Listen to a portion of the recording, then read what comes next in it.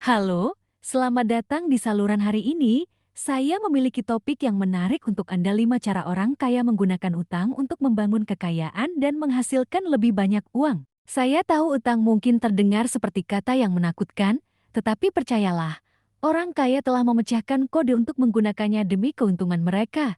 Jadi bersiap-siaplah untuk menemukan beberapa.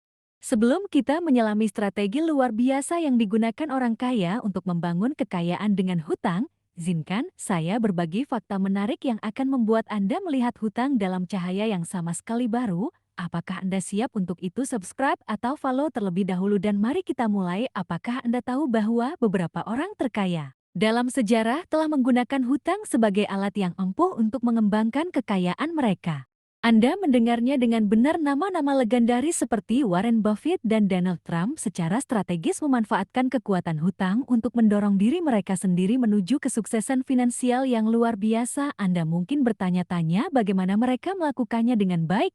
Izinkan saya memberi Anda sekilas tentang kejeniusan mereka. Warren Buffett secara luas dianggap sebagai salah satu investor terbesar sepanjang masa yang menggunakan hutang untuk meningkatkan investasinya.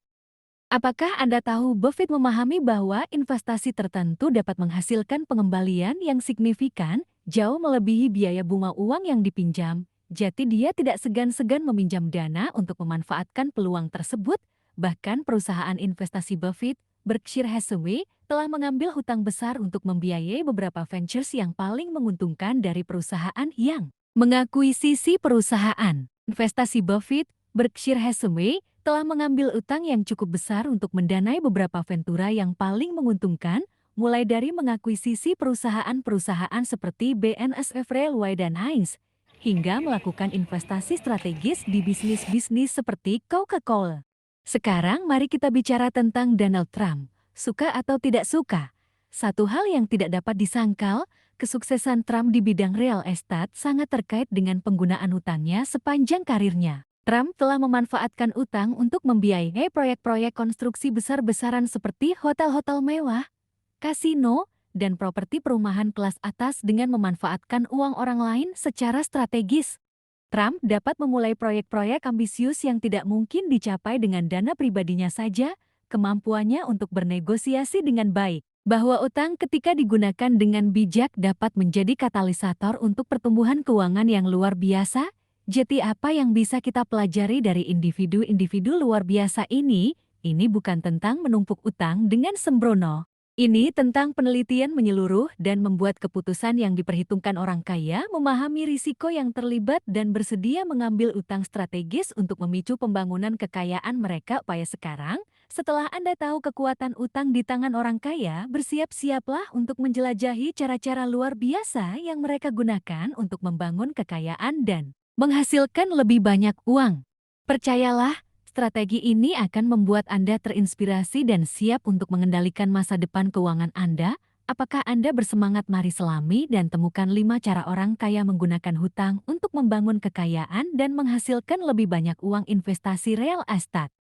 Baiklah, mari kita bahas strategi yang digunakan orang kaya untuk membangun kekayaan mereka. Melalui real estate, disinilah hal-hal menjadi sangat menarik. Anda melihat orang kaya telah menemukan bahwa real estate dapat menjadi tambang emas untuk menciptakan kekayaan yang substansial dan mereka telah menjadi ahli dalam memanfaatkan hutang untuk mewujudkannya. Jadi inilah kesepakatannya ketika orang kaya memutuskan untuk berinvestasi di real estate. Mereka tidak selalu menggunakan uang tunai mereka sendiri, tetapi mereka memanfaatkan kekuatan hipotek yang memungkinkan mereka untuk meminjam sebagian besar nilai properti sambil meletakkan hanya sebagian kecil sebagai uang muka. Ini berarti mereka dapat mengontrol properti yang nilainya jauh lebih besar daripada uang tunai yang mereka miliki. Ini seperti membuka pintu rahasia ke dunia kekayaan real estate. Izinkan saya menjabarkannya untuk Anda dengan sebuah contoh. Bayangkan Anda memiliki tabungan $100.000 dan Anda menemukan properti yang bernilai $500.000. Sekarang alih-alih menggunakan semua yang Anda punya menghargai dari waktu ke waktu, Anda akan menikmati manfaat penuh dari apresiasi itu, meskipun Anda tidak membayar harga penuh di muka, tetapi tunggu, masih ada lagi. Mari kita bicara tentang arus kas jika Anda berinvestasi di properti sewaan. Pembayaran sewa penyewa Anda dapat menutupi pembayaran hipotek Anda dan biaya lainnya, sehingga Anda memiliki penghasilan tambahan di saku Anda. Ini seperti memiliki penyewa Anda membantu Anda melunasi hipotek sementara Anda menikmati keuntungan dari kepemilikan properti. Berikut adalah contoh. Untuk mengilustrasikan cara kerjanya, katakanlah Anda telah membeli properti sewaan seharga $500.000 dengan hipotek $400.000 setelah mengurus pengeluaran seperti pajak properti, pemeliharaan asuransi, dan biaya manajemen properti.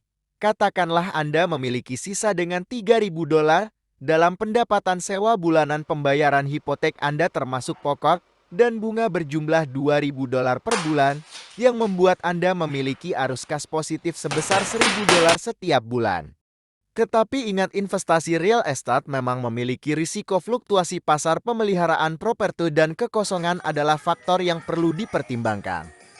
Itulah sebabnya orang kaya tidak hanya terjun ke properti apapun, mereka melakukan penelitian menyeluruh, mengevaluasi kondisi pasar, dan bekerja dengan para profesional yang berpengalaman untuk membuat keputusan yang tepat dengan memanfaatkan utang secara strategis dalam investasi real estate. Orang kaya melipat gandakan daya beli mereka, mendapatkan keuntungan dari apresiasi properti, dan menghasilkan pendapatan pasif. Ini seperti membangun fondasi yang kokoh untuk jangka panjang.